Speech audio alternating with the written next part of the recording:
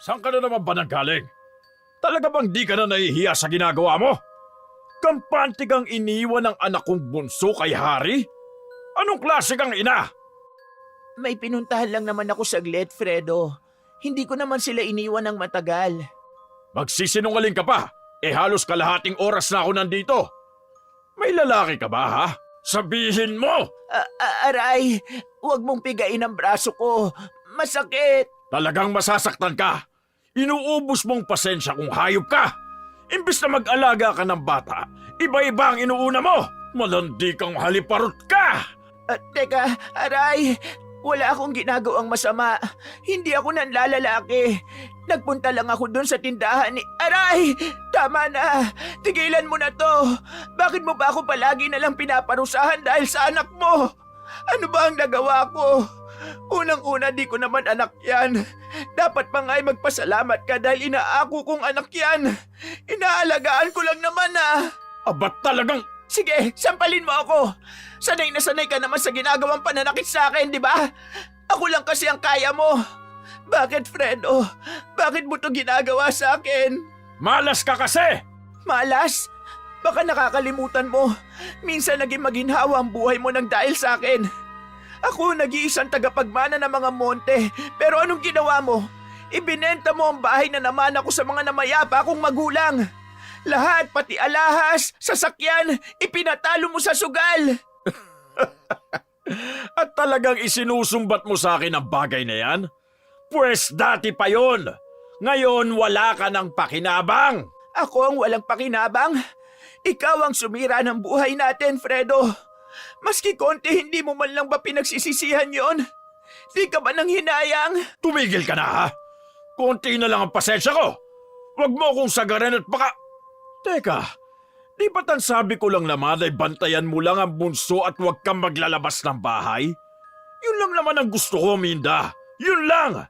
Ngayon, kung ayaw mong gampanan ng pagiging ina mo, lumayas ka na. Magpakalayo-layo ka na at mabuhay kang mag-isa. Aalis? Pinapaalis mo ko? Bakit? Para makapambabae ka, ganun ba? Talagang ayaw mong tumigil? Muling dumapo ang isang malakas na sampal sa mukha ng ginang. Nagdugo ang labi nito at tila namanhid ang pakiramdam. Siguro naman ay magtatanda ka na. Buti nga sa'yo! Walang hiya ka. Wala akong kasalanan sa'yo para patuloy mo akong pagbuhatan ng kamay. Yan pagsusugal mo. Yan ang dahilan kung bakit sa tuwing umuuwi ka dito, ganyan ang ginagawa mo sa akin. Kung pwede lang sana kitang iwan, matagal ko nang ginawa. Hindi ko deserve, Fredo, na maging punching bag mo. Hayop ka! At talagang tinuloy mo pa? Nakakarindi na! Ang dapat sa'yo mamatay! Aray! Tama na, Fredo! Nasasaktan ako! Bitawan mo ang leeg ko! Hindi ako makahinga! Sawang-sawa na ako sa pagbubunganga mo! Patatahimikin na kitang hayop ka! Uag! Tama na! Itay! Tama na po! Bitawan niyo si inay! Huwag kang makialam dito! Sawang-sawa na ako sa panunumbat mo sa akin ang naging kasalanan ko. Anak natin si Bunso at yan ang palagi mong isisiksik sa kukote mo. At wag na wag mo rin akong pinangungunahan dahil asawa lang kita. Nakikinabang ka naman sa mga pinapanalunan ko sa sugal, pero hindi ka marunong makontento. Wag! Sinabi ng tama na! Ano ba? Bitawan mo ang nanay ko! Hinawi ni Harry ang kanyang ama. Natumba ang lalaki. Agad namang niyakap ng binata ang kanyang ina. Dahil sa nangyaring iyon ay mas lalong sumiklab ang tensyon sa loob ng kanilang tahanan. Pagtayo ni Mang Fredo ay muli sana nitong susuguri ng kanyang asawa pero mahigpit na hinawakan ng anak ang kanyang bisig. Punong-puno ng tapang nitong pinigil ang pagwawala ng ama. Tumigil ka na! Huwag mo nang saktan si nanay! Dagdag pa niya. Nanginginig ang kanyang boses ngunit matatag. Sa sandaling iyon ay naging tila isang matibay na kalasag si Harry para sa kanyang ina na handang ipagtanggol ito. Pagsabihan mo yung nanay mo, itigil na niya ang pagbubunganga niya dahil naririndi na ako. Ipapauna ko na sa inyong dalawa na di ako mangingimig saktan siya ulit, lalo na kapag di niya inalagaan ng mabuti si Bunso. At kung hindi pa rin siya matitinag, ay kukuha na ako ng isang yaya na papalit sa kanya bilang magiging tagapag-alaga. Palalayasin ko yan! Pustahan tayo! Oo, tama na. Ako nang bahala dito. Pagkaalis ng ama ay agad niyang tinulungang makaupo ang kanyang ina sa sofa. Inalalayan niya yun dahil nang hina ito sa ginawang pananakal ng kanyang ama. Hindi maipaliwanag ni Hari kung bakit palaging dapat ay napupunta sa pananakit ang kanilang pag-aaway, gayong tungkol lamang sa bunso at sa sugal ang kanilang palaging pinag-aawayan. Halos araw-araw na nabubugbog ang kanyang ina. Alam niyang bunga ng isang pagkakamali ang kanyang kapatid. Pero alam niyang di naman talaga iba ang turing ng kanyang ina sa bunso. Alam ni Hari na mahal ng kanyang ina ito. Dahil kaya ito umaalis ng kanilang bahay at iniiwan si bunso sa kanya ay dahil palihim na nakikipaglabada ang kanyang ina sa kabilang baryo para lang may maipangbili ng gatas ng bata. Halos magdadalawang taon na itong ginagawa ng kanyang nanay. Wala naman kasing permanenteng trabaho ang kanyang asawa at di naman sapat ang ibinibigay nitong pera para sa lahat ng kanilang pangangailangan. Kinakailangan pang ang tumigil sa pag-aaral si Hari upang mabawasan na ang kanilang mga gastusin. Madalas kasing ang pera ng ama ay napupunta lang halos sa pambili ng alak, sigarilyo at sa sugal. Hari anak, kailangan nating mag-usap. Ano yun, Nay? Anak, di ko na kayang pakisamahan ng tatay mo. Sobra na yung sakit, takot, ito, lahat ng ito. Ayoko na, anak. Nay, anong ibig mong sabihin? Anak, gusto ko nang sumuko. Hindi ko na kayang tiisin ang ginagawa ng tatay mo. Hindi ito ang buhay na gusto ko para sa atin. Nay, huwag kang susuko. Nandito ako. Gagawin kong lahat para maprotektahan ka.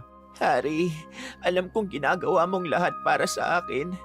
Pero hindi ko gustong makita kang nasasaktan at natatakot araw-araw. Kailangan nating isipin ang kinabukasan mo. Huwag na po ninyo akong alalahanin, Nay. Si tatay magbabago din yan. Sundin na lang natin siya at sakyan sa mga gusto niya. Hayaan na lang po natin. Importante buo tayong pamilya. Mas gusto ko po yun. Pero anak, Huwag na po kayong umiyak. Tama na po. Maayos din po ang lahat. Teka, putok ang labi niyo ah. Diyan lang po kayo ha, at ikukuha ko kayo ng gamot. Nagmamadaling tinungo ni Hari ang kabinet na pag-aari ng kanyang ina. Dahan-dahan ang ginawa niyang pagakbang sa loob ng kwarto dahil mahimbing na natutulog ang kanyang kapatid sa crib nito. Lingid sa kaalaman na mag-asawa ay may namumuong galit sa puso ni Hari para sa kanyang kapatid. Dahil naisip niyang mula nang dumating ito sa buhay nila ay doon nagsimula ang lahat ng di pagkakaunawaan ng kanilang mga magulang. Doon na rin nagsimulang nawala sa kanila ang lahat. Nang makuha niya ang gamot ay dahan-dahan ulit siyang lumabas ng silid. Naabutan niyang ina na lumuluha pa rin. Hindi niya maiwasan ang di maawa sa naging kalagayan ng kanyang ina. Magulo ang buhok nito. Maraming pasa at sugat sa katawan. Mugto ang mga mata. Nay, gamutin na po natin ha. Konting tiis lang. Medyo mahapdi po ito. dahan-dahan lang anak. Medyo mahapdi nga. Sus, yung sakit nga na binibigay sa ni tatay nagagawa mong tiisin. Ito pa kayang gamot na para naman sa paggaling mo? Kumain na ho ba kayo? Hindi pa anak eh. Kanina kasi gusto ko sanang umextra doon kina Manang Tere para makitinda ng mga inilalako niyang puto at kakanin. Kaso naubusan na raw. Nakuha na nung si Vina at nailako na lahat kaya wala ding nangyari sa lakad ko. Tapos itong amo ko sa kabilang baryo hindi pa naman ako pinatatawag para maglaba. Balita ko, magbabakasyon sila sa ibang bansa. Paano na po ang kita ninyo? Ganito, wala. Nga. Nakakainis naman kasi ang Vina na yan Kung bakit kasi alam naman niyang kakaunti na lang ang kinikita niyo sa pakikipagporsyentuhan sa pagtitinda, ihahatian pa kayo. Paepal din kasi yung babaeng yun Ewan ko kung anong problema sa inyo. Parang nananadya lang kaya. Hayaan mo na.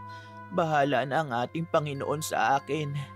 Wala naman sigurong intensyon na masama si Vina. Huwag ka nang mag-alala, anak. Kumain na kayo. Huwag niyong pababayaan ang sarili niyo. Kapag nagkasakit kayo, paano na? Oo anak, huwag ka na mag-alala sa akin. Ang ipinag-aalala ko lang, baka maisipan ng iyong ama na bumalik at maabutan niyang wala tayong sinaing. Ay nako, malilinti ka na naman tayo sa kanya. Huwag niyo nang alalahanin yun. Mas mainam pa nga sigurong makita niyang wala ng bigas eh. Baka sakaling makonsensya naman at magbigay sa inyo ng pera. Ay, sana nga anak. Nay, smile naman dyan oh. Bahala kayo. Nakakapangit kaya ang palaging nakasimangot at umiiyak.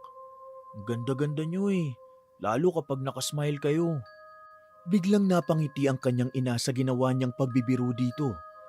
Ngunit hindi pa man nagtatagal ay parang nagdilang anghel ang ginang nang biglang bumalik sa kanilang bahay ang kanyang malupit na asawa. Diretso nitong tinungo ang kanilang kusina. Pamaya-maya pa'y narinig na nila ang malalakas na kalampag ng kaldero. Biglang sumulpot sa harap nila ang lalaki at bigla na lamang namato ng mga pinggan at iba pang gamit sa kusina. Natamaan sa kanyang braso si Hari. Dahil sa gulat ay biglang napatayo ang binata at di sinasadyang naikuyom nito ang kanyang mga palad. Nang lilisik ang mga mata nitong tinitigan ang nagwawalang ama. Anong klaseng buhay ito? Alas 10 na ng tanghali, wala ka pa rin sinaing na babae ka?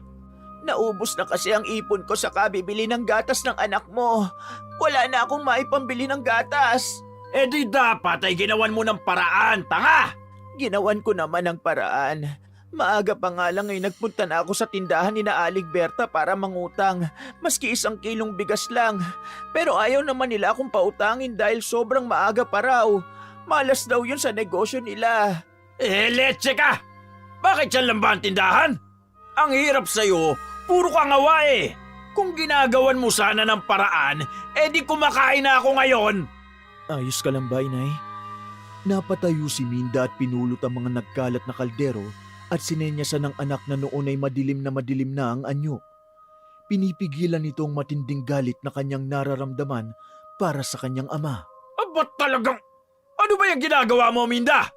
Tumayo ka na dyan at magdilihensya ka na ng bigas bago ko pa ulit basagin yung pagmumukha mo! Oo, Fredo. Maghahanap na. Halika nga babae ka. Kanino mo pa talaga sinusubukan ng pasensya ko eh? Aray, bitawan mo ang buhok ko. Nasasaktan ako. Bakit na naman ba? Aalis na nga eh. Bakit kailangan mo pa ulit akong saktan? Manalamin ka nga, ipokrita! Tignan mo nga yung ayos mo. Lalabas ka ng ganyan? Eh para kang ginahasa ng halos 10 lalaki dahil dyan sa itsura mo. Ano na lang ang sasabihin ng mga tao? Nakakahiya talaga na ikaw ang napangasawa ko eh. Pwe! Aray, tama na. Bitawan mo ng buhok ko. Ano ba? Huwag ka nang lumabas. Nagbago na ang isip ko. Nawalan na ako ng gana dahil sa pagmumukha mo. Kitang-kita ni Hari ang naging kawalang-hiyaan ng kanyang ama. Bago ito muling umalis ay nakita niyang sinuntok pa nito ang kanyang ina. Nanginginig na siya dahil sa labis na pagtitimpi at galit. Gusto niya itong sugurin at labanan ngunit alam niyang kailanman ay di siya uubra sa lakas ng kanyang ama. Tsamba lang ang bigla niyang pagkakahila sa ama dala marahil ng kanyang adrenaline rush kaya napatumba niya ito nang di sinasadya. Ngunit kung sa suntukan ay alam niyang dehado siya kapag nagkataon. Malaki ang kanyang ama at sa kabila ng kanyang edad ay matikas pa rin ito at matipuno. Malalakas pa rin ang kanyang mga kamao. Kaya wala pa rin siyang magawa kundi ang maupo sa sahig at sumandal sa may pinto para muling lumuha at maawa sa ina. Mahal na mahal niya si Aling Minda. Maski alam niyang hindi rin siya ang totoong ina nito tulad ng sanggol na nakatulog sa krib. Ayon sa kwento ng kanilang mga kapitbahay, ay anak siya ng naging kasintahan ni Mang Fredo na mula sa ibang lugar. 14 na taong gulang pa lang daw ang kanyang ina nang dinala siya nito sa sinapupunan. Maagang nabuntis at aksidente lamang ang pagkakabuo. Hindi yun pinlano ng dalawang magkasintahan. Ang sabi pa ng ilan ay may planong umanong ipalaglag ang sanggol pero hindi lang pumayag si Mang Fredo at sinabing kukunin nito ang bata pagkatapos manganak ng totoong ina. 1 taon pa lamang siya noon nang magpakasal ang kanyang nanay Minda at ang kanyang ama. Ito na ang nagpalaki sa kanya at itinuring siyang isang tunay na anak. Malaki ang utang na loob niya kay Aling Minda. Kaya naman nagkaroon na ng puwang sa puso niya ang kanyang pangalawang ina upang mas mahalin niya ito kaysa sa tunay na inang nagluwal sa kanya na basta na lamang siyang iniwan sa harap ng bahay ng ama na parang isang tuta. Dahan-dahan niyang binuksan ulit ang pintuang iyon at sumilip ng bahagya sa siwang ng pinto na may siradura. At nang masiguro na wala na ang ama, ay saka lamang siya lumabas. Unti-unti ay tinungo niya ang kusina. Naabutan niya muli doon ang ina na nakaupo at tulala habang ang mga kamay ay nakapangibabaw sa kanyang ulo. Masakit ho ba ang ulo niyo? Nako, hindi naman anak. Ayos lang ako. Mabuti pa ay umutang na lamang ako ng bigas sa ibang tindahan para maimakain ka. Tumayo ang kanyang ina. Subalit muntik itong matumba ng mabilis na tumayo. Kaya alam ni Hari na nagsisinungaling lang ito sa kanya. Sa palagay niya ay iniinda pa rin ito ang posibleng pananakit ng sikmura dahil sa suntok ng kanyang asawa. Nay, huwag na ho kayong mag-abala. Meron pa namang mga saging dyan eh. Inaani ko kanina sa bakuran galing sa tanim natin. Itinago ko lang sandali sa may likod. Yun na lang munang kainin natin. Bakit mo naman naisipang itago? Ayoko lang po na maulit yung nakaraan na imbis na kainin natin, kinuha ni tatay at ibinenta sa kapitbahay para pandagdag sa kanyang pagsusugal. Mabuti nga umalis na eh. Makakakain na tayo, Nay. Di mo na kailangan lumabas ngayon para mangutang. Marami-rami yun. Yung iba pwede nating ilaga at isawsaw sa ginamos. Di ba paborito mo yun? Salamat anak. Ang inaalala ko lang naman talaga palagi ay baka kasi kapag nalilipasan ka ng gutom, baka ikaw naman ang magkasakit. Ayokong magka-ulcer ka anak. Mahirap na. Bumuntong hininga na lamang siya sa sinabing yun ng kanyang ina, habang nakasandal sa gilid ng upuang yari sa tabla ng kahoy. Kitang-kita niya ang tahimik nitong paghikbi dahil sa labis na kalungkutan. Kinapa niyang sariling bulsa at iniabot niya dito ang nagkakahalaga ng 100. Ipon niya yon sa mga sukli sa pagbili ng mga gatas para sa kapatid. 2 kilo rin ng bigas ang mabibili nun at ang matitira naman ay pwede nang sa ulam na tuyo. Heto Nay, munti ko na palang makalimutan. May naipon po pala akong 100. Gamitin niyo bukas para may pambili tayo ng bigas. Hindi anak, pera mo yan eh. Sa'yo yan. Si nanay talaga oh. Sige na, kunin niyo na. At magmula pala ngayon, susubukan kong ako naman ang maghahanap ng trabaho para hindi na kayo lumalabas ng bahay. Baka kasi totohanin ni Ita yung pangunguhan ng yaya. Naniniwala ka naman dun sa ama mong pulpol. Pangkain nga natin hindi niya maibigay. Pambayad pa kaya sa yaya? Kung sa bagay. O sige, teka lang ha, at kukunin ko lang ho yung saging. Unahin na lang natin kainin yung mga hinog na. Masarap yun kasi nahinog sa puno. Antay lang ho kayo dyan ha. Umalis na si Hari. Naiwang mag-isang ginang sa kusina at doon ay muling sinariwa ang dating buhay nilang mag-asawa noong halos nagsisimula pa lamang sila. Noon ay maalwa ng buhay ni Minda at Fredo. Hindi sila kinakapos at ang bawat araw ay puno ng kasaganaan. Maraming taon din nilang tinamasa ang yamang namana ni Minda sa kanyang mga magulang. Mula sa isang may kayang angkan si Minda, kaya kung tutuusin ay napakaswerteng lalaki sana ni Fredo dahil minahal siya ng babae maski magkaiba sila ng antas ng pamumuhay. Noon ay mayroon silang magarang bahay, maginhawang pamumuhay at hindi na kailangang mag-alala tungkol sa pang-araw-araw na gastusin. Ngunit nagsimulang magbago ang lahat nang matutong magsugal si Fredo mahigit 2 taon na ang nakakaraan. Sa unay tila aliwan lamang ito, ngunit unti-unti nahulog siya sa patibong ng bisyo. Paunti-unti, nauubos ang kanilang ipon at ari-arian.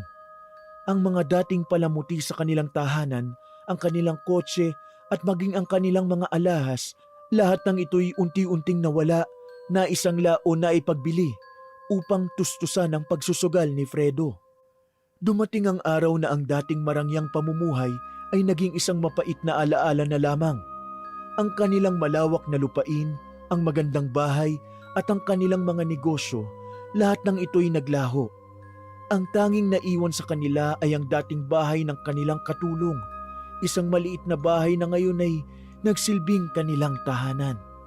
Naputol ang kanyang pagbabalik tanaw nang makitang pabalik na ang kanyang anak buhat ang isang bulig ng saging. Wow, ang dami pala niyan, Hari. At mukhang masasarap. Abay, opo naman. Oh, halina kayo, kain na tayo. Para mamaya itatago ko na ito sa silid ko para hindi na makita ni tatay. Sa wakas, matapos ang ilang oras ng pagtitiis ay nakakain na rin ang mag-ina. Tahimik silang nagsalo sa pagkaing biyaya mula sa kanilang mga pananim. Habang kumakain ay panandali ang nawala ang kanilang mga problema. Alam nyo, Nay, kung sakali man na kumuha ng yaya si tatay, hindi ko aayaan na paalisin kayo rito. Ay, huwag kang mag-alala. Wala talaga yung pera pampasweldo ng yaya. Huwag kang nagpapapaniwala sa mayabang na yun. Mukha po kasi talaga siyang seryoso nung sinabi niya yun eh. Pero di ba sinabi din naman niya kanina na di tayo pwedeng umalis? Ibig sabihin, ayaw niya tayong umalis. Magkaiba po kasi yun, Nay. Yung una, ikaw yung gustong umalis. Ayaw niya ng ganun kasi siya yung mapapahiya sa tao. Ayaw niyang pagchismisan siyang iniwanan ng asawa. Pero kung siya magpapalaya sa'yo, ibang usapan na yun. Ganun ba, anak? Ibibili ko na pala yung pera natin ng bigas para may panghapunan tayo mamaya. Bukas na lang ako lalabas para dumiskarte naman ang kakainin natin para bukas. Akala ko ba sapat na itong saging sa atin? Baka bumalik na yung kupal kong tatay eh. Magwala na naman pag walang sinaing. Kayo na naman ang kawawa. Oo, sige, bilisan mo ha. Pumalik ka agad. Diyan lang ho ako kina Aling Berta, Nay. Malapit lang naman yun eh, kaya makakabalik po ako kaagad. Mabilis na lumabas ng bahay si Hari. Malalaki ang kanyang naging hakbang dahil tulad ng sabi ng kanyang ina, ay kailangan niyang makabalik kaagad ng kanilang tahanan. Tinungo niya ang tindahan ni Aling Berta na siyang pinakamalapit na tindahan sa kanila. Nang makarating siya doon ay naratnan niyang nag-uusap-usap ang mga kapitbahay nilang tsismosa. Seryoso ang mga mukha nila habang pinag-uusapan ng isang bagay. Ngunit nang makalapit sa kanila ang binata, ay bigla silang huminto sa pagsasalita. Ang ibang mga usisero at usisera ay biglang nagsialisa na parabang nahihiya o natatakot. Alam ni Hari na sila na naman ang nagiging pananghalian ng mga ito, subalit hindi na lamang niya yun pinansin. Sa isip niya ay mas marami pa siyang dapat na intindihin kaysa bigyan ng oras ang mga taong walang magawa sa buhay. Aling Berta, pabili nga po ng 2 kilong bigas. Mabilis namang nagtakal ng mga binili si Aling Berta. Ngunit ilang beses din niyang nahuli itong palihim na sumusulyap sa kanya.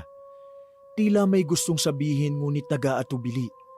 Kitang-kita sa kanyang mga mata ang alinlangan at ang kanyang mga kamay ay hindi mapakali habang abala sa pagbibilang at pagtimbang. Nang iabot nito ang sukli sa kanya ay sobra pa at kinailangan pa niyang itama. Naramdaman ni Hari na tensyonado ang tindera. Napaisip si Hari sa kung ano ang dahilan ng kakaibang ikinikilos ni Aling Berta. Aling Berta, may problema po ba? Parang may gusto po kayong sabihin sa akin ah. Kumamot mula sa kanyang ulo ang matanda sa kapabulong na nagkwento sa kanya ng tungkol sa kanyang ama. Sinabi nito na naging mainit umano sa mga naging usap-usapan ang pagkapanalo sa sugal ng kanilang ama. Malaki daw ang perang napanalunan nito at nabili ulit ang dating bahay. At doon pansamantalang naninirahan ng lalaki lalo na sa gabi. Parang imposible naman po yan. Ni wala ngang maisustento sa amin ang tatay ko eh. Tapos mabibili pa niya pabalik yung bahay namin dati? Alam mo kasi iho, marami na ako suki dito na nagpatotoo. At isa pa sinabi nilang ginawang pasugalan ng tatay mo ang bahay na yon. Sigurado ho ba kayo sa chismis na yan? Hindi ko pa naman nakita sa mismong mata ko. Pero sa tuwing may bibili sa akin ay gano'n na nga ang sinasabi. Madami nga sa mga kabarangay natin ang nagsasabi na bakit kayo nagtitiis sa malit na bahay na yan gayong marangya ang buhay ng iyong ama. Marami ang naaawa sa nanay mo kasi hindi naman lingid sa amin na binubugbog ng predo na yon ang nanay mo. Ayos naman ho kami ni nanay. O sige ho, Aling Berta. Salamat po dito. Alis na po ako. Hindi muna umuwi si Hari. Nais niyang alamin ang sikreto ng kanyang ama na sinasabi ng tindera na may marangyang buhay nga ito. Gusto niyang makasiguro na totoo yun bago sabihin sa kanyang ina. Lumakad siya sa lugar kung saan ang lokasyon ng dati nilang bahay. Habang naglalakad ay pilit iniisip ng binata kung paanong natatago ng kanyang ama ang ganoong bagay. Kung totoo man ang lahat ng mga sinasabi ng tao, ay paano nito nagagawang mabuhay ng marangya habang ang pamilya ay naghihirap? Umuuwi pa ito para mambugbog. Yun naman pala ay may pera ito at kayang-kayang bumili ng pagkain kung sakali man. Hindi niya alam ang dahilan ng iginagawi ng kanyang ama. Ilang sandali pa ay narating na niya ang bahay. Mukhang totoo nga ang sinasabi nila. Nakita niya ang ilang kotse na nakaparada sa harap ng bahay na yun. Lumapit siya dito pero ikinubli ang kanyang sarili upang hindi siya makita ng kanyang ama. Kumusta ang kitaan sa mesang ito? Nakita ni Hari na ilang piraso na rin ang mesang kinauupuan ng mga taong mukha namang disente dahil sa ayos ng kanilang mga damit. Ang buong bakuran at maging sa loob ng bahay ay ginawa na ring kasa ng sugal ng kanyang ama. Agad kumunot ang noo niya nang makitang may malaking halaga ng pera sa kamay ng kanyang ama na binibilang-bilang nito. Agad nagpanting ang kanyang mga tenga nang mapansin ang ngiting tagumpay ng ama. Dahil doon ay di na niya napigilan ng sariling sitahin ang kanyang ama. Anong ibig sabihin nito, Tay? Anong ginagawa mo rito? Akala nyo hindi ko malalaman ang ginagawa nyo? Ano to? Magsalita kayo! Huwag kang mag-eskandalo dito. Mamalasin tong negosyo ko. Halika sa loob ng bahay. Doon tayo sa opisina mag-usap. Wala na tayong dapat pag-usapan pa. Sinungaling ka? Niloloko mo ang nanay ko! Sinabi ng tumigil ka eh. Halika mag-usap tayo sa loob. Bitawan yung braso ko, nasasaktan ako! Wala nang nagawa si Hari nang kalad ka rin siya ng ama papunta sa itinuturo nitong opisina. Pagpasok nila sa loob, bumulaga sa kanya si Vina, abala sa pagbibilang ng maraming salapi. Nabigla si Hari. Hindi niya inaasahan na makita ang kinaiinisang babae sa loob ng opisina ng ama. Tinignan niya ng masama ang dalawa, puno ng pagtataka at pagkadismaya. Bakit narito ang babaeng yan? Anong ibig sabihin nito, Tay? Huwag kang mag-alsa boses. Nakakahiya dito kay Vina. Nahihiya kayo dyan? Samantalang sa nanay ko, kung mambugbog kayo, hindi kayo nahihiya? Ano tong mga to? Nagpapakasasa kayo sa karangyaan samantalang pambili lang ng gatas at vitamins ng bunso, hindi ka makapagbigay? Anong klaseng padre di pamilya kayo? Iayos mo yung pananalita mo ha. Hindi ko nagugustuhan yung tabas ng dila mo. Sasabihin ko rin naman to sa inyo eh. Ang totoo niyan, kanina sasabihin ko na talaga. Kaso nainis lang ako sa nanay mo dahil masyadong matigas ang ulo. Ayaw niya ako sundin. Kaya hindi ko napigilan ang sarili kong saktan siya para matuto. Nakakainis na eh. Talaga? O binubugbog mo siya kasi gusto mong pagtakpan yung mga ginagawa mo? Itong babaeng to. Anong meron kayo? Naku, Hari tigil-tigilan mo yung pagbibintang. Nagkakamali ka sa inaakala mo. Hindi ako kabit ng tatay mo kung yan ang pinupunto mo. Ano nga ang ginagawa mo dito? Talagang ang init ng ulo mo sa akin, no? Akala mo hindi ko alam? Kaya ako nandito ay dahil kinausap ako ng tatay mo na pumasok at maging yaya ng kapatid mo. Kaya huwag ka mag-alala. Makakasama mo na ako araw-araw. Yaya? Hindi kailangan ng yaya ni Bunso. Huwag na huwag kang tutungtong sa bahay namin dahil hindi ka bagay doon. Nagulat si Hari nang biglang maramdaman niya ang pagdapo ng isang malakas na sampal galing sa kanyang ama. Napatitig siya dito ng matagal sa mukha ng galit na ama. Pati ba akong anak mo, bubugbugin mo na? Dahil lang sa babaeng to? Hindi ko gustong saktan ka pero hindi tama na nang babastos ka na mas nakakatanda sa'yo. Yan ba ang itinuturo sa'yo ng nanay mo? Matuto kang rumispeto! Ang respeto ibinibigay yan sa mga taong karapat-dapat. Hindi sa lintana yan! Aba, Sasampalin mo ko ulit? Sige, tuloy mo! Tama na yan, Fredo. Huwag mo siyang saktan. Huwag kang makialam dito! Away ng pamilya to, wala kang karapatan dito! Hala, ikaw na nga ang pinagtatanggol eh. Ano ba yan? Inalis niya ang pansin sa kinaiinisang babae at muling ibinaling ang paningin sa kanyang ama. Nangilid ang luha niya sa isiping maski siya ay nakaya ng pagbuhatan ng kamay nito dahil sa babae. Kasabay pang sakit sa katotohanang niloloko nito ang kanyang ina na walang kaalam-alam sa totoong nangyayari. Ang totoo, ang bahay na iyon ay dating pagmamay-ari ng kanyang ina na namana nito sa kanyang mga magulang. Marahil ay hindi naman talaga naibenta ng ama ang ari-ariang yun, kundi nais lamang maikubli sa asawa ang planong pagpapatayo nito ng sarili nitong pasugalan. Dahil numero 1 talagang hindi sasang-ayon ng ina sa ganong klase ng negosyo. Napagtanto niyang matagal na silang niloloko ng kanyang ama. Kaya ayaw niyang lumalabas si Minda ay upang hindi nito mabalitaan o malaman ng ganon niyang gawain. Isang beses pa na dumapo ang kamay niyo sa mukha o katawan ko, baka makalimutan kong ama kita. Bumatapang ka na ha? Anong pinagmamalaki mo ha? Baka nakakalimutan mong anak lang kita. Huwag mo akong pinagbabantaan ng ganyan. Oo, anak mo lang ako. Pero ama lang din naman kita. Tumigil ka na! Huwag mo sinasagot-sagot ng ganyan ng tatay mo!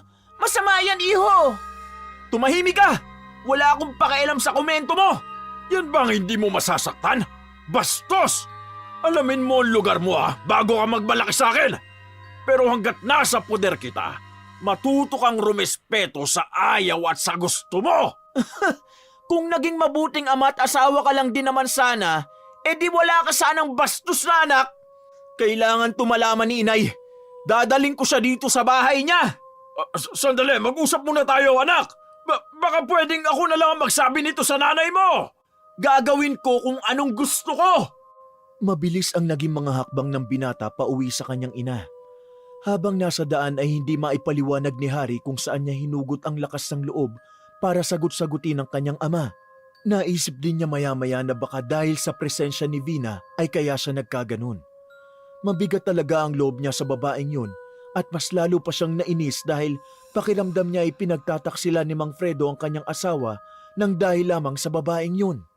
Mabibigat ang mga hakbang niyang pumasok sa kanilang bahay. Mabuti naman at dumating ka na. Akala ko diyan ka lamang kay Aling Berta bibili ng bigas. Ay bakit ang tagal mo naman yata? May pinuntahan po kasi akong importanteng lugar. At may nalaman ako, Nay. Huwag po sana kayong magugulat. Bakit? Ano yon? Teka, ba't namumulay ang pisngi mo saka bitak ang labi mo? Napaaway ka ba? Sinong may gawaan yan sa'yo? Hayaan niyo na po yan. Mas mahalaga po ang ibabalita ko sa inyo. Nay, yung bahay niyo, nabawi na ni tatay. At pinalilipat na po tayo ni tatay doon. Talaga ba?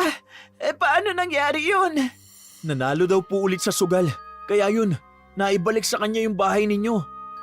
Nay, doon na ulit tayo titira. Magiging maginhawa na ulit ang pagtulog nyo. Hindi na natin kailangan magtiis dito. Anak, totoo bang ang itay mo ang nagpapapunta sa atin doon? Baka kasi... Oo nga po, kaya mag-impake na tayo.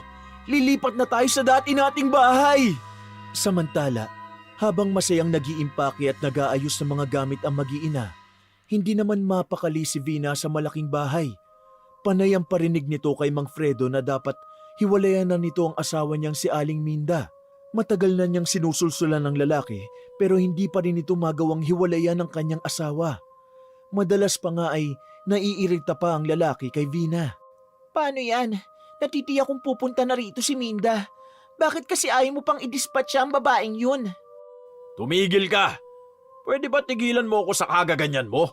Asawa ko si Minda at hindi basta-basta ang sinasabi mong i-dispatch ako ang asawa ko.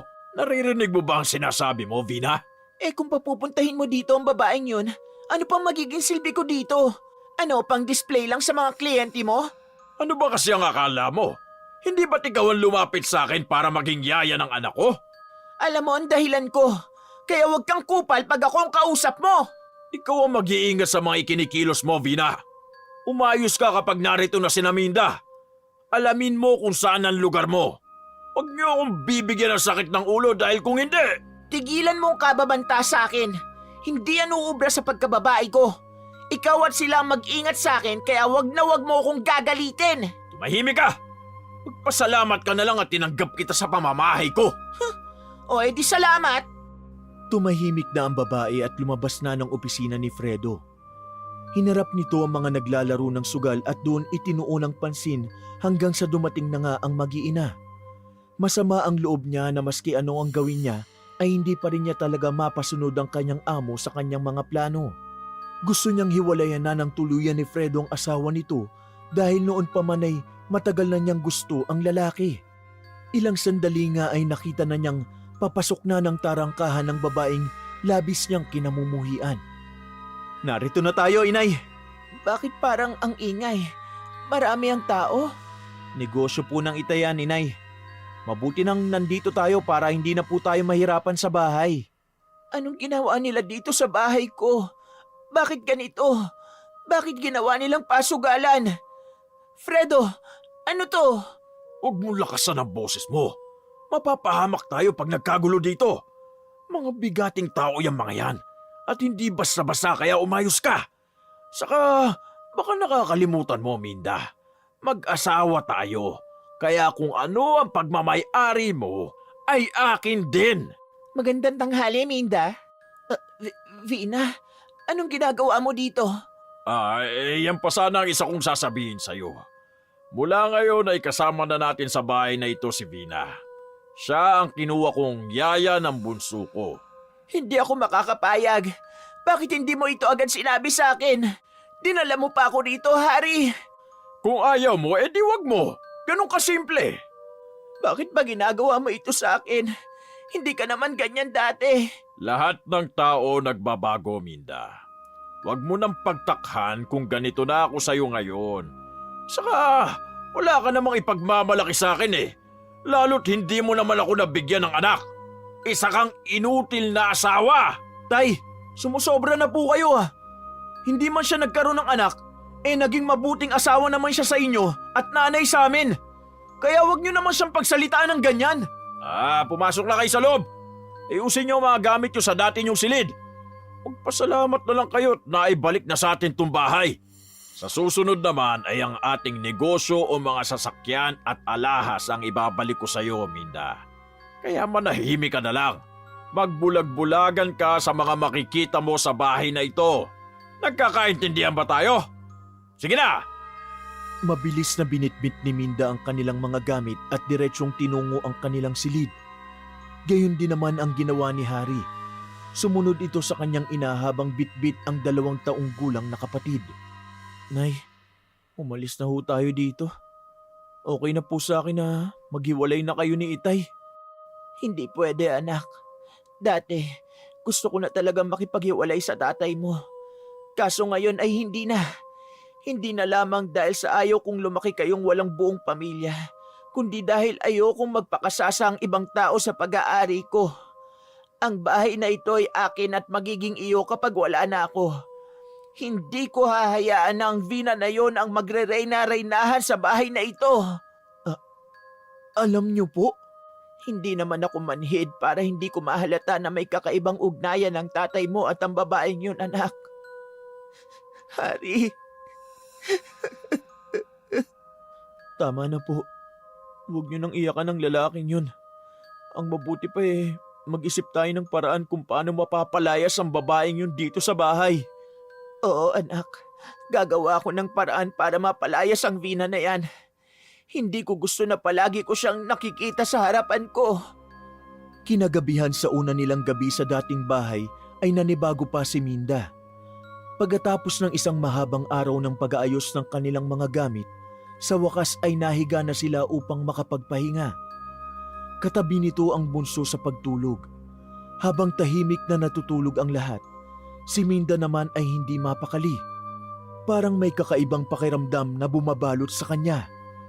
Maya-maya, habang nag-aagaw tulog siya, nakarinig si Minda ng mga yabag na tila nagmumula sa kanilang bubong. Sa una inisip niyang baka pusa lang iyon o kaya naman ay mga sanga ng puno na sumasayad sa kanilang bubungan.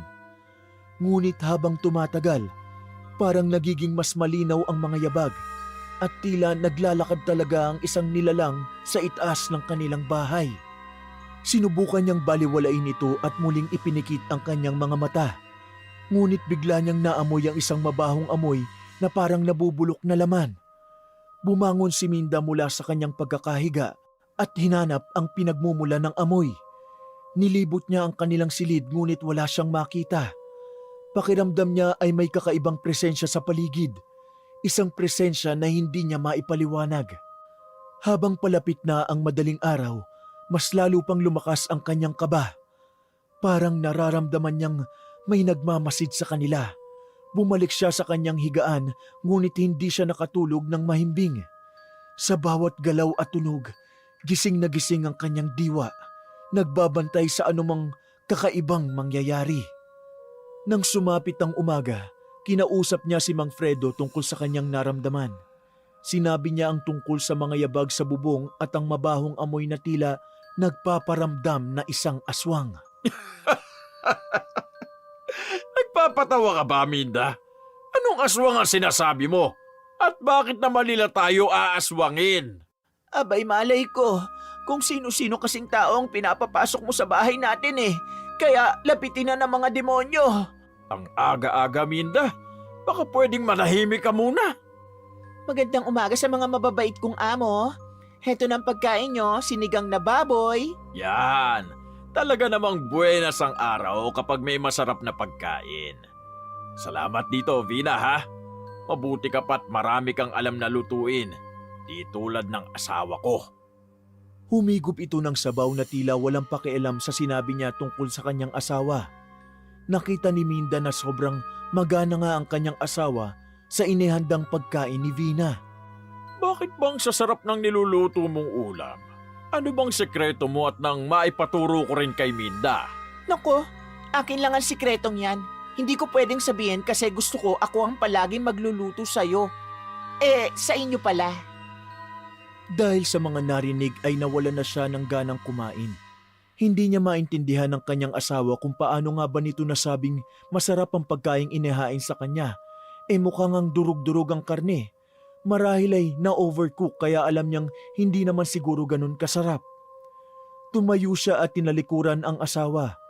Kumuha na lamang siya ng mansanas na nasa lamesa at tahimik na umalis pabalik sa kanyang silid. Habang naglalakad siya, naririnig niya ang mga bulong-bulungan mula sa kanyang asawa.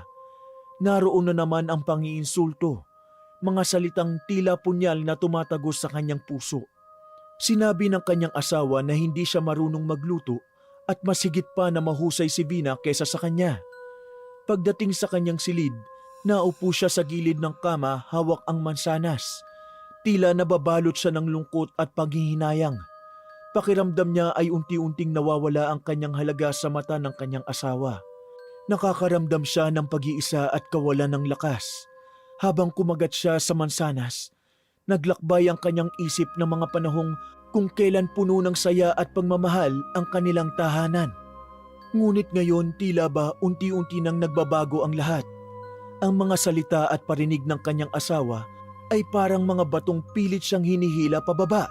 Nakakapagod, nakakasakit. Sa gitna ng kanyang kalungkutan, pinilit ni Minda na palakasin ang kanyang loob. Alam niyang kailangan niyang ipaglaban ang kanyang pamilya at ang kanyang sarili. Kahit pa tila ba unti-unting nauubos ang kanyang lakas. Umalis na yung asawa mo. Mukhang ipinapaubaya ka na niya sa akin. Tigilan mo nga ako, Vina. Hindi porkit masarap ang pagkakaluto mo nitong sinigang mababaling na ang loob ko sa'yo. Hindi mangyayari yon. Yaya ka lang ng mga bata at hindi kita asawa. Si Minda ang asawa ko at wala na akong ibang mamahalin kundi siya lang. Baka kainin mo rin yung sinasabi mo. Tapos na akong kumain. Iligpit mo na itong mga gamit sa aking harapan. Magsisigarilyo muna ako sa labas. Sungit. Mukhang ayaw ni Minda ang niluto mong ulam. Mabuti pa magluto ka ng iba. Hindi ko gagawin yon. Kung gusto mo, ikaw na lang.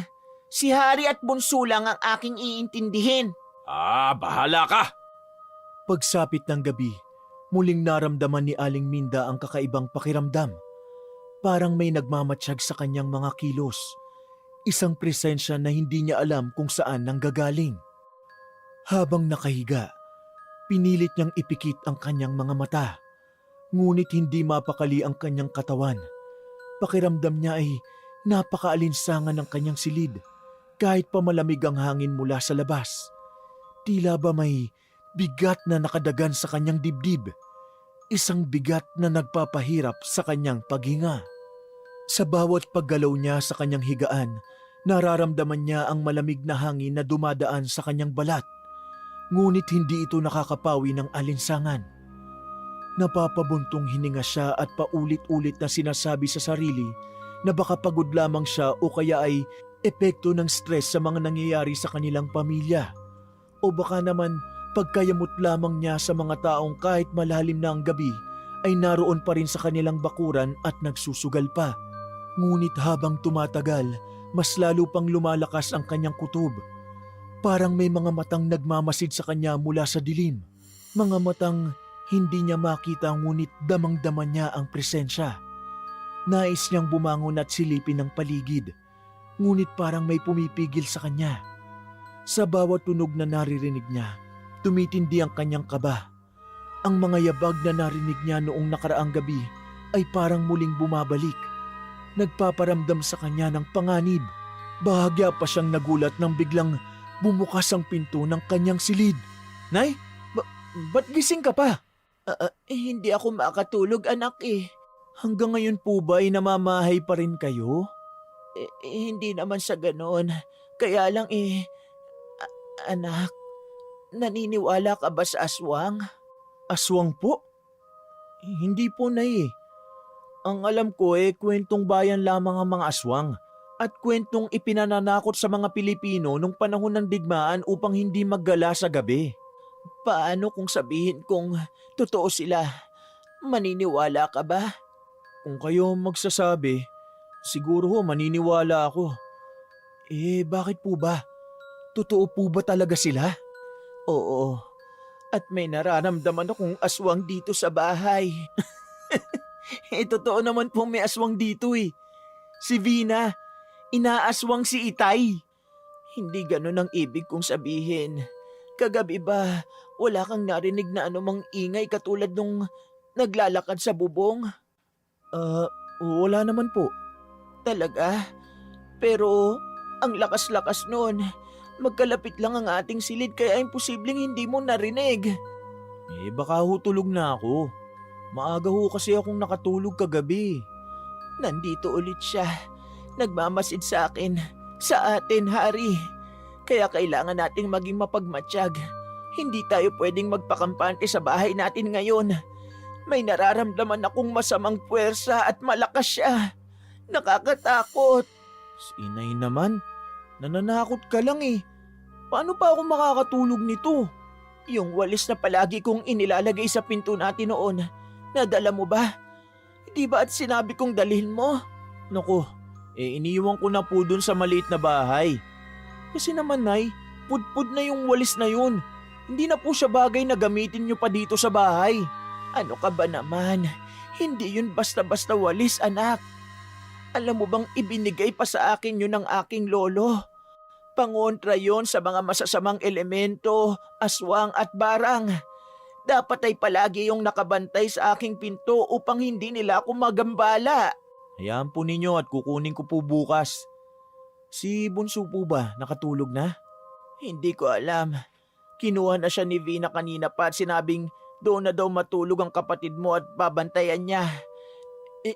Eka, baka... Oh, ano po yun? Ba't bigla po kayong namutla? Puntahan natin ang kapatid mo. Teka, at kukunin ko lang yung pulang tela na palagi kong inilalagay sa damit ng kapatid mo para proteksyon. Ano po bang iniisip nyo? Kung meron kasing aswang dito sa bahay, tiyak kong si Bunso ang una nitong pupuntiryahin. Halika, sumunod ka sa akin. Nagtataka man ay napasunod na lang siya sa natatarantang si Minda. Wala si Vina sa loob at naiwanang mag-isa ang bata sa crib nito. Dali-daling ikinabit na ng ginang sa bata ang dala nitong pulang tela na may nakabilot na maliit na piraso ng buntot pagi. At pagkatapos ay binuhat niya ito upang ilipat sa kanyang silid. Hindi maintindihan ni Hari kung bakit parang hindi siya palagay sa bagay na yun na inilagay sa katawan ng kanilang bunso. Para siyang napapaso, gayong hindi naman niya yun hawak. Katulad din ng walis na ipinapadala ng kanyang ina. Ang totoo ay kukunin niya naman dapat yun, ngunit ng kanyang hawakan ay tila napaso siya. Kaya nagdesisyon siyang iwan na lang ang bagay na yun. Marami siyang nararamdamang kakaiba sa katawan magmula nang sumapit ang kanyang 18 kaarawan. Ngunit hindi niya yun sinasabi sa kanyang ina. Nagulat pa si Hari nang biglang pumalahaw ng iyak ang batang buhat ng ginang. Malakas ang naging iyak nito na parang nasasaktan. Dahil sa ingay, ay napasugod ang ama nito na nasa baba pala ng bahay at nagbabantay ng mga nagsusugal. Ano ba nangyayari? Ba't umiiyak yung bata? Binuhat ko lang naman siya para ilipat sa silid ko. Kasi parang may naririnig na naman akong aswang na naglalakad sa bubong, Fredo. Anong aswang? Hindi ba't sinabi kong wala namang aswang sa bahay na to? Nasisiraan ka na yata ng bait eh. Ano? Hindi mo ba kayang patigilin yan? Nakakabulahaw sa mga nagsusugal. At talagang mas concerned ka pa sa kalagayan ng mga kliyente niyong sugarol kaysa sa kapakanan ng pamilya mo? Iniwan ng yaya yung bata oh. Walang kasama sa silid ng kapatid ko. Kaya minabuti ni inay na kunin na lang siya. Lumipad ang kamao ni Mang Fredo patungo sa mukha ni Hari pero mabilis niya itong nailagan. Pagkatapos yun ay nahawakan niya ang braso nito at naitulak niya sa dingding. Nagulat siya sa bilis ng mga pangyayari. Tay, hindi ko sinasadya. Anak, anong nangyari? Ba't ang lakas mo? Hindi ko po alam, inay. Mababakas sa mukha ni Hari ang labis na pagtataka sa kanyang nagawa. Maging ang kanyang ama ay nagulat din sa ipinakita niyang lakas. Payat lang ang kanyang katawan pero nagawa niyang maitapon ng ama at maibalya sa dingding. Siya namang pagdating ni Vina. Magulo ang buhok nito at parang pagod na pagod. Ibinaba ni Minda ang bata sa crib nito at nilapitan si Hari. Habang nagtatalo ang pamilya ay panay naman ang ngisi ni Vina. Nakangiti nitong pinagmamasdan ng umiiyak na bata.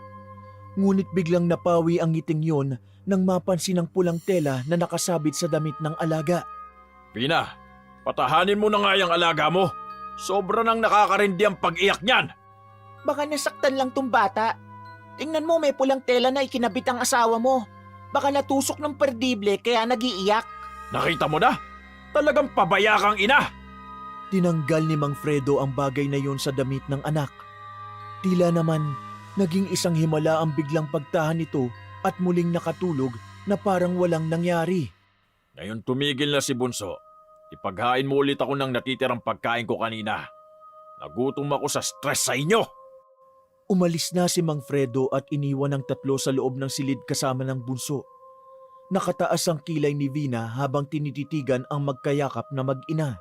Alam nyo, hindi nyo dapat ginagawa yan eh. Yung ganyang nagyayakapan kayo, ang sagwa lalo't hindi naman kayo tunay na mag-ina. Alam mo ba kung ano sinasabi mo, Vina? Ikaw masyado kang pakialamera eh. Matagal na ako nagtitimpi at nanggigigil dyan sa pagmumukha mo. Palkay at saka… Anak, tama na. Masyado nang maraming nangyari ngayong gabi. Bumalik na lamang tayo sa ating silid at magpahinga. Tahimik na ngang nilisan ng mag-ina ang kwartong yun.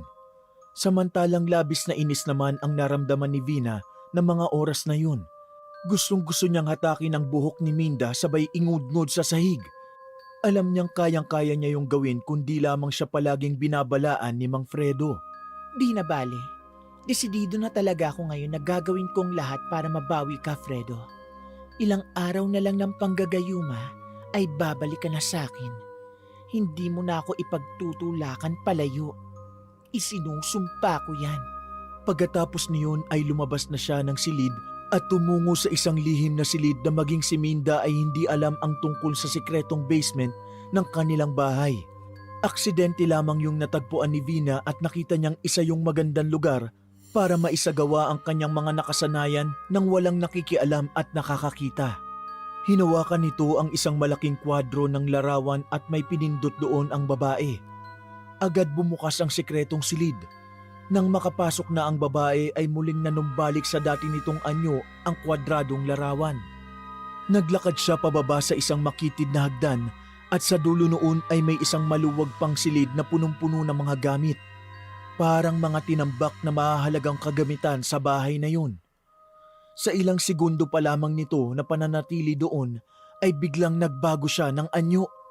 Nahahawig siya sa isang mukha ng usa na may mahahabang nakausling pangil. Isang guhit lang ang itim ng kanyang mga mata. Sarado ang kanyang ilong at mga tenga. Magulo ang kanyang buhok at tumulis din ang kanyang mga kuko.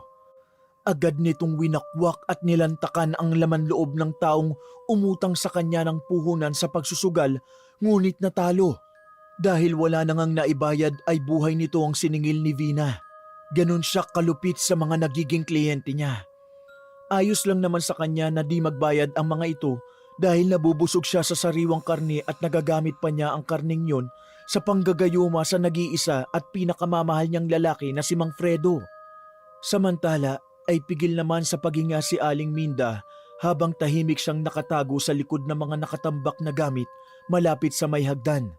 Mataman niyang tinitigan ang ginagawang kawalanghiyaan ni Vina. Ang alinsangan ng gabi na kanyang nararamdaman ay napalitan ng lamig dahil sa takot na bumabalot sa kanyang katawan. Palihim siyang nagmatsyag at pinilit na di makalikha ng ingay. Alam niyang sa isang maling hakbang o munting kaluskos ay maaaring ikapahamak niya. Ayaw niyang malaman ni Vina na siya'y nariyan at nagmamasid.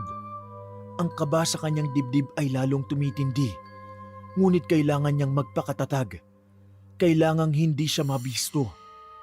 Ang malamlam na liwanag mula sa isang bumbilya ay bahagyang nagbigay ng liwanag sa silid, sapat upang makita ni Minda ang bawat galaw ni Vina. At kung paano bigla na lamang nagbago ng anyo bilang isang nakakatakot na nilalang. Hindi makapaniwala ang ginang na aswang ang yaya ni Bunso. Nakita niyang tila tapos na ito sa paglamon. Nilinis ito ang kanyang sarili at nagbihis. Nagbalik na ito sa anyong tao nito. Bukas na lamang kita lilinisin. Kailangan ko pang iluto ang ilang bahagi ng laman mo para maipakain sa mahal ko at sa aking mga anak. Habang patuloy na nagmamasid, naramdaman niyang unti-unting lumapit si Vina sa kanyang kinaroroonan. Pinilit niyang hindi magpanik. Nag-isip siya ng maayos kung paanong hindi siya mabibisto ng nilalang na yun. Nang sa wakas ay lumabas si Vina ng silid, mabilis ngunit maingat na lumabas din si Minda mula sa kanyang pinagtataguan. Pinakiramdaman niyang mabuti ang paligid. Sinisiguro na ligtas na bago tuluyang umalis. Kailangan niyang kumilos ng mabilis ngunit maingat. Hindi niya maaaring ipagsapalaran ang kanyang kaligtasan. Saka lamang siya napanatag nang nakalabas na siya ng silid na iyon at tahimik na nakabalik sa kanyang kwarto. Halos 1 oras din siyang nakatulala at nag-isip ng mga bagay-bagay bago niya naisip ang kanyang asawa na ipinagluluto ni Vina ng karne ng tao. Agad itong lumabas ng kanyang silid at pinuntahan ang asawa. Naabutan niyang hinahainan na ito ng pagkain ni Vina. Wag! Wag mo kainin yan, Fredo! Karne ng tao yung ipinapakain sa'yo ni Vina! Anong pinagsasasabi mo? Ano ba naman yan, Minda? Gabing-gabi na nambubwisit ka pa. Anong karni ng tao? Gusto mo lang ba akong mawala ng gana kaya kung ano-anong sinasabi mo? Oh, Minda, mukhang nagugutom ka rin ah. Halika, saluhan mo ng asawa mo. Masarap itong adobo ko, tikman mo. Manahimik ka. Kailanman na hindi ako kakain ng luto mo. Huwag ka namang masyadong bitter. Hindi naman kita inaano eh. Anong hindi inaano? Nilalason mo ang asawa ko. Ginagayuman mo siya. Aswang ka. Ba't talagang mukhang nasisiraan ka na ng bait, Minda? Maiwan ko na nga kayo dyan.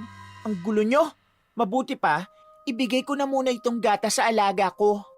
Nakita ni Minda ang dalang bote ng tsupon ni Vina. Dali-dali niya yung kinuha at itinapon sa sahig. Alam ko ang nakita ko, Vina. May kinakatay kang tao sa basement. Isa kang aswang. Nakita kitang nagbago ng anyo mo. Anong pinagsasasabi mo? Isa kang aswang. Balak mong gawing aswang ang asawa ko. Ano ba naman yan, Minda? Tumahimik ka na, pwede ba? Nagdidilim na ang paningin ko sa'yo. Umalis ka na dito at bumalik ka na doon sa kwarto mo. Nasa harap ako ng pagkain eh. Ano bang mahirap intindihin doon? Naku, talagang sobra na yung asawa mo, Fredo. Harap-harapan na akong sinisiraan sa'yo. Tignan mo, itinapon pa niya ang gatas ni Bunso. Isa ka pa, manahimik ka dyan. Huwag mo akong sulsulang parang bata. Pare-pareho lang kayo mga babae, mga bungangera. Muling hihigop sana ng sabaw ang lalaki nang bigla itong tabigin ni Aling Minda. Tulad ng gatas ay natapon din ito sa sahig. Dahil sa inis ay biglang pinulot ni Mang Fredo ang karning natapon at idinulog yun sa bibig ng kanyang asawa. Pilit nitong ipinapasok sa nakasaradong bibig ng ginang ang karne.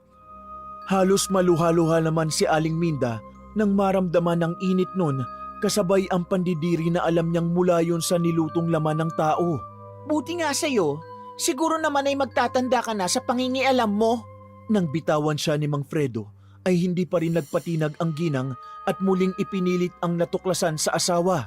Totoo ang sinasabi ko. Mamamatay tao ang babaeng yan. Kaya ko yung patunayan. Sumunod kayo sa akin. Hinila niya ang kamay ng asawa at sinama ito sa may malaking larawan na nasa sala. Binuksan niya ang sikretong lagusan. Namangha naman si Fredo sa kanyang nakita. Gayon din ang anak nitong si Hari na noon ay pababa ng hagdan dahil nagising ito sa ingay ng kanilang pagtatalo. Bagamat malalakas ang kanilang mga tinig, ay hindi naman sila alintana ng mga taong nagsusugal dahil sarado ang kanilang mga pinto at bintana. Walang pakialam ang mga taong yon sa problema ng kanilang pamilya. Anong nangyayari? Si Vina, isa siyang aswang anak. Nakita mismo ng mga mata ko na pumasok siya sa silid na ito at doon ay may pinatay siyang tao. Kinain niya yung laman loob at niluto niya yung mga laman. Pinakakain niya kayo ng karne ng tao. Maniwala ka sa akin, anak. Nakita ko siyang nagbago ng kanyang anyo.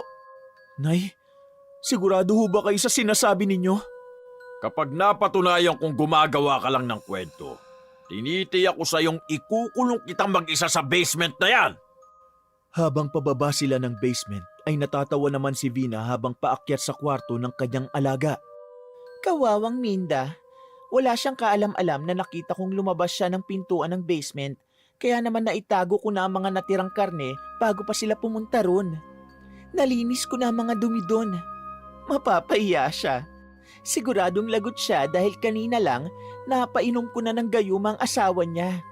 Tiyak kong mas madadagdagan ang pagkamuhi nito sa kanyang asawa dahil doon. Isang pusyong nakakapagpagalit. Nang makapasok siya sa silid ng bunso, ay doon niya pinakawalan ang isang malakas na halakhak. Sige na bunso, maggatas ka na. Ubusin mo to ha, para mas lalo kang lumakas at lumaki na kagaya ko.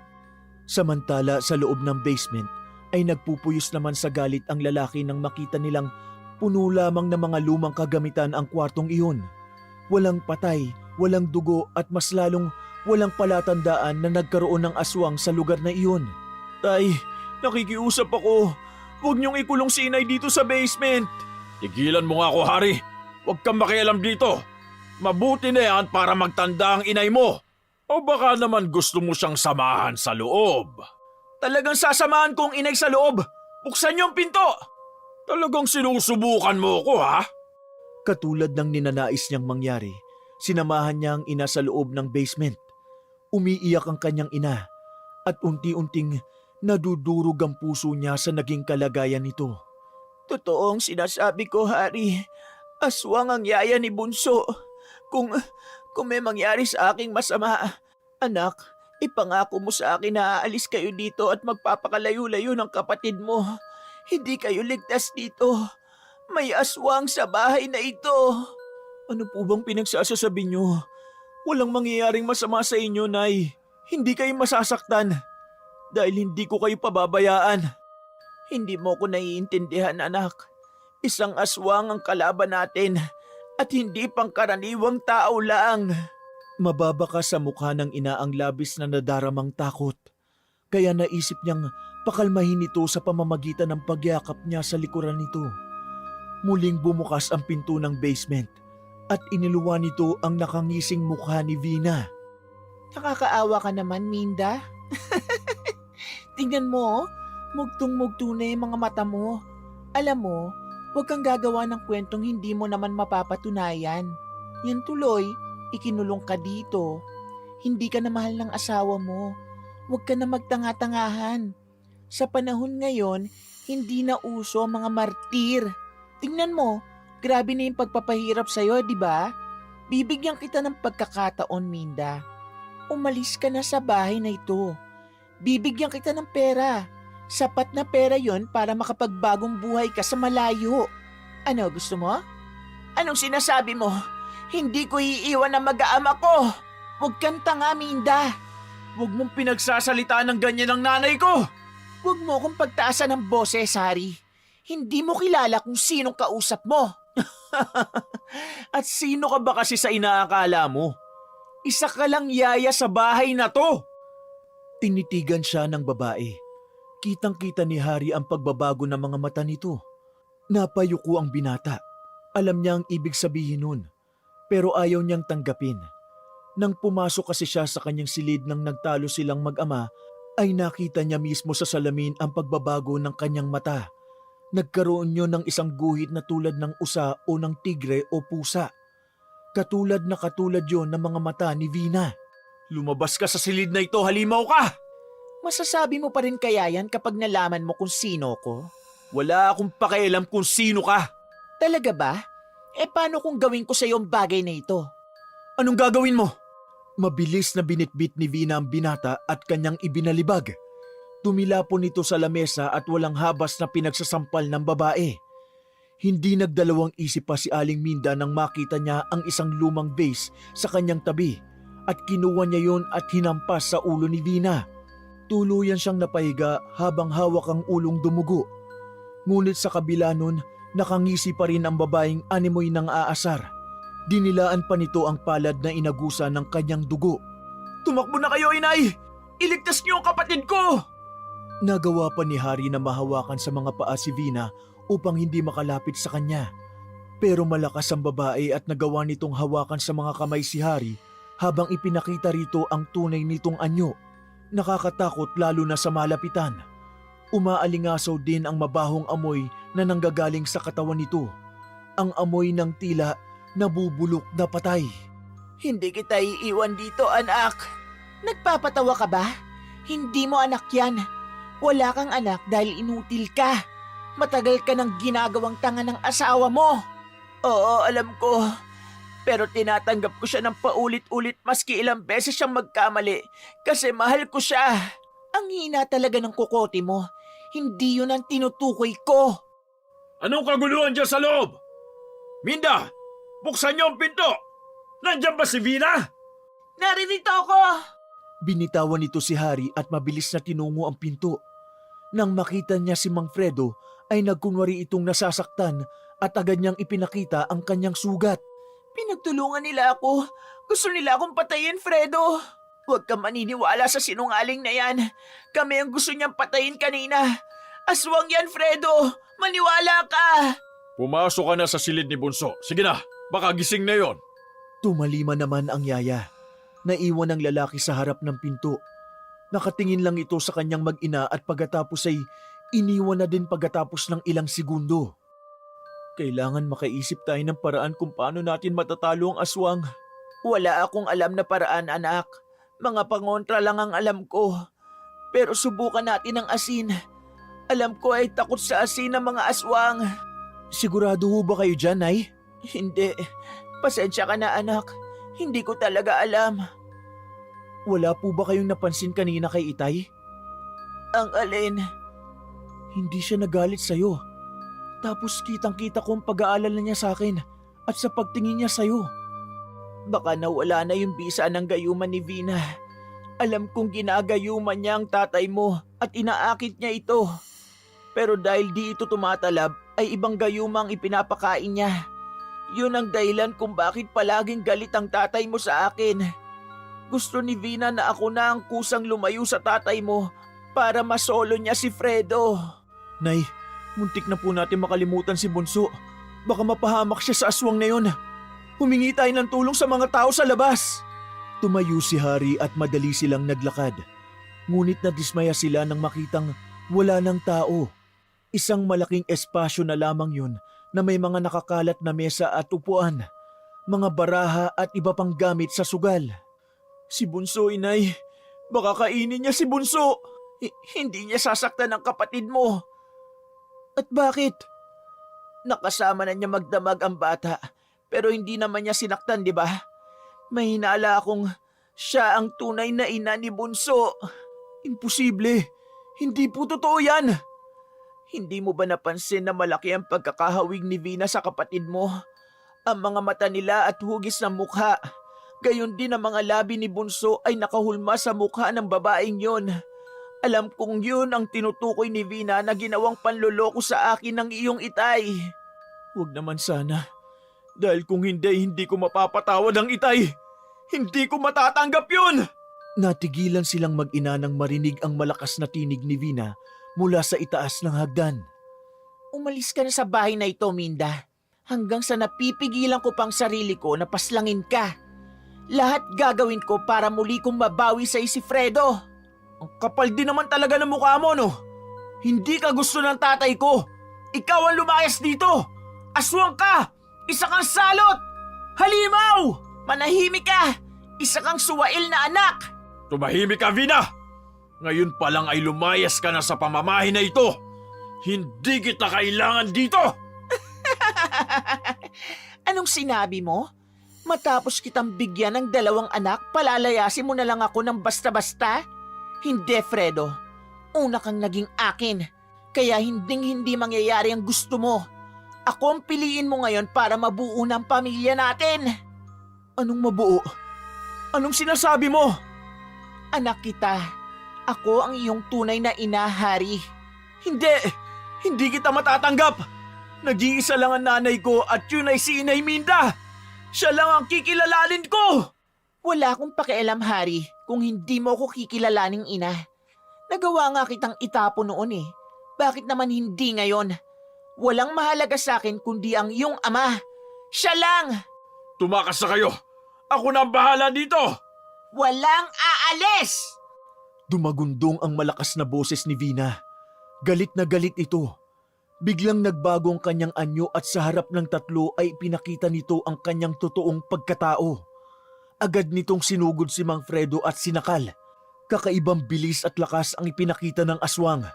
Sa kanilang mga pangkaraniwang tao ay wala silang laban. Ibinaon ng aswang na yun ang kanyang mga kuko. Umagos ang dugo ni Mang Fredo sa kanyang leeg.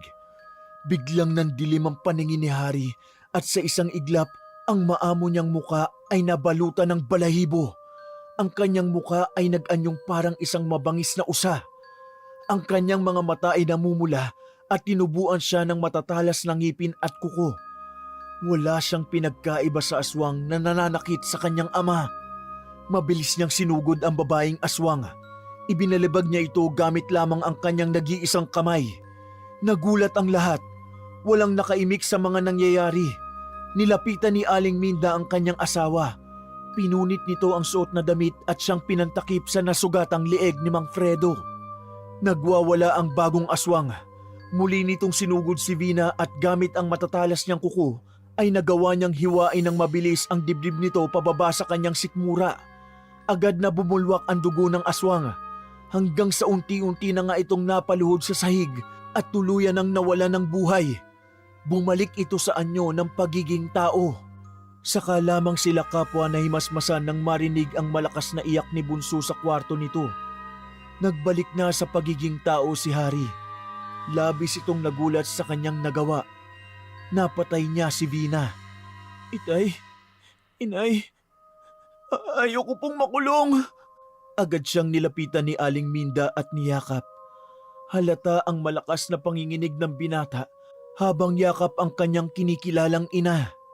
Kasalanan ko ang lahat ng ito. Patawarin niyo ako. Sana'y hindi ako nagpadala sa pang-aakit at pambubuyo sa akin ng babaeng yan. Sana'y hindi ko siya pinakinggan sa nais itong alagaan ng kanyang mga anak. Akala ko naman kasi mabuti ang hangarin niya. Kasi sabi niya sa akin, Minda, gusto lang niyang bumawi sa kanyang mga anak. Hindi ko naman alam na nilalaso na pala niya ako ng unti-unti. Ang dami kong naging kasalanan. Wala na akong mukha pang maihaharap sa inyo. Huwag kang magsalita ng ganyan. Tapos na ang lahat ng problema natin. Pwede naman tayo magsimula ulit, hindi ba? Pinapatawad mo ako? Papatawarin kita kung aayusin mo ang pamilyang ito, Fredo. tuparin mo nag-iisang hiling ko. Gusto ko na buo tayo. Ako man, inay. Yan din ang gusto ko. Buo ang pamilya natin at magkakasama tayong lahat hanggang sa pagtanda natin. Para mangyari yan, kailangan ko nang linisin ang kalat. Nilapitan nito ang katawan ng nakahandusay na katawan ng tunay na ina at diretsyong ipinasok ito sa basement. Maya-maya ay narinig ng mag-asawa ang malakas na pagnasab ng halimaw sa loob ng kwartong yun. Muli ay narinig nila ang muling pag-iyak ng bunso. Marahil ay nagugutom na ito.